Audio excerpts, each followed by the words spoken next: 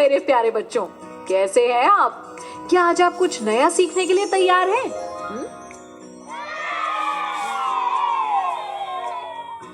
बहुत बढ़िया। भिन्न।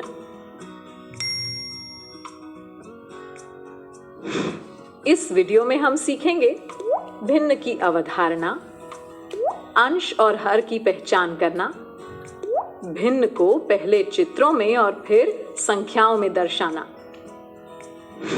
बच्चों, जल्दी से बताओ, यहाँ स्क्रीन पर तुम्हें क्या दिख रहा है?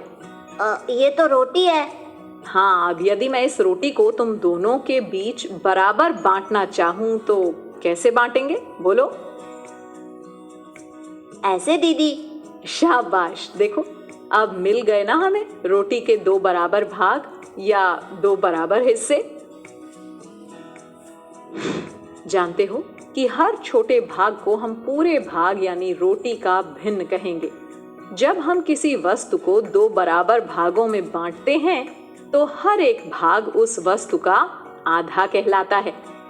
तो ये हुआ एक आधा भाग और ये दूसरा आधा भाग। भिन्न को दर्शाने के लिए हमें दो संख्याओं का प्रयोग करना पड़ता है, एक संख्या ऊपर और एक संख्या नीचे, और दोनों के बीच में एक रेखा लगाते हैं जिसे विभाजक रेखा कहते हैं। जितने हिस्से या भाग हमने लिए उस संख्या को ऊपर लिखते हैं और जितने वस्तु के कुल बराबर हिस्से होते हैं उस संख्या को नीचे लिखा जाता है। विभाजक रेखा के ऊपर के अंक को अंश कहते हैं और विभाजक रेखा के नीचे वाले अंक को हर। याद रखना। तो जब हमने एक रोटी को दो बराबर हिस्सों में बांटा, उसके हर एक भाग की भिन्न होगी 1/2। इस भिन्न में अंश है 1 और हर है 2। अब क्या तुम 7/10 में अंश और हर बता सकते हो?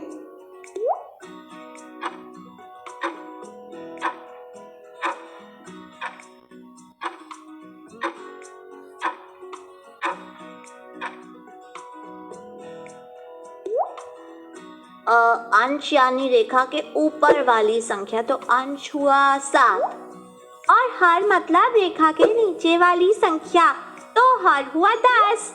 सही कहा। अब ये चॉकलेट मेरे साथ कौन खाएगा? मैं भी खाऊंगी दीदी। तो बताओ, इस चॉकलेट के कितने बराबर हिस्से करने होंगे? मेरे बटर और आपके लिए मतलब कुल 3 हिस्से करने होंगे ना दीदी? हाँ, ऐसे। तो हर भाग हुआ एक पूरे का तीसरा हिस्सा। इसे हम 1/3 भी कहते हैं। अब इस भाग को भिन्न में लिखने को कहूं तो देखो, हमने कुल 3 भागों में से एक भाग लिया ना, तो ये हुआ 1/3। यहाँ देखो 5 चित्र दिए हुए हैं। फटाफट बताओ कि कौन से चित्रों में 3 बराबर भाग हैं?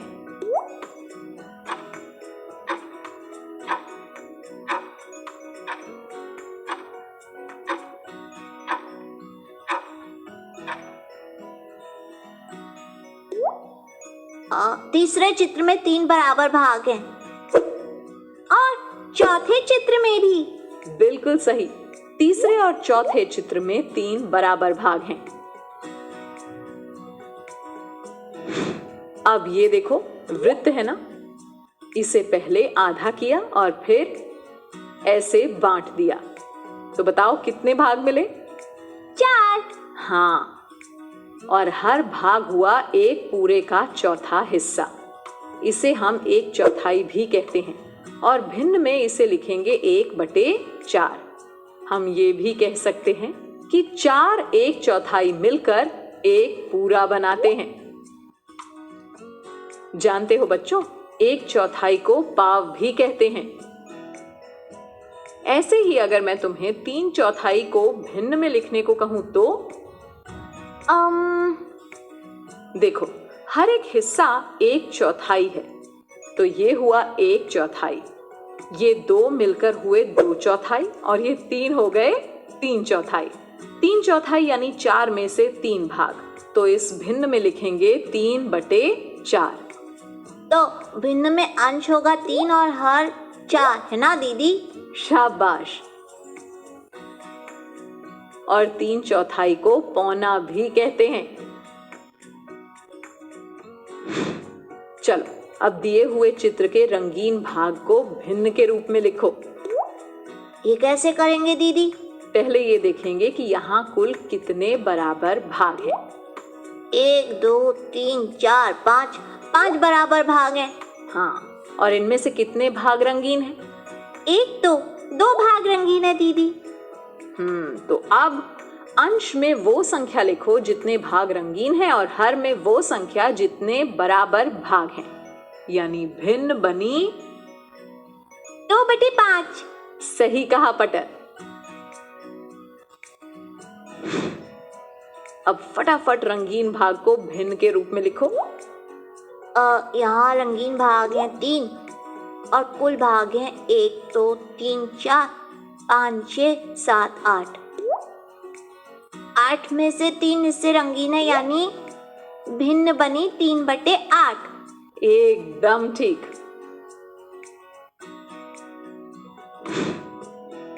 चलो अब इस समूह के 1/3 भाग पर घेरा लगाते हैं।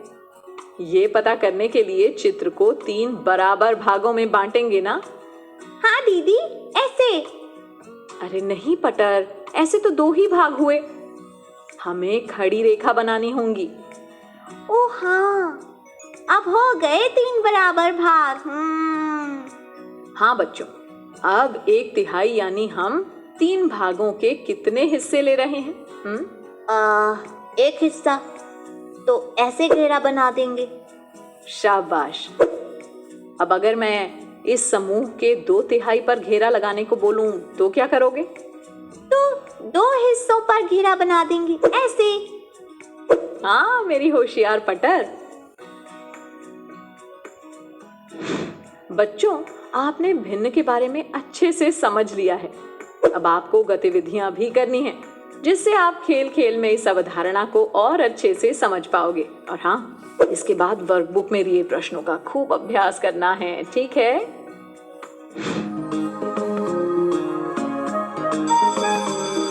ओके बच्चों, बाय बाय बाय। बच्चों अब मैं जाती हूँ, कल फिर मिलने आती हूँ। इंग्लिश में अब होंगी बातें, मैथ सीखेंगे हंसते गाते। पहेली, किस्से और कहानी सुनना अब तुम मेरी जुबानी।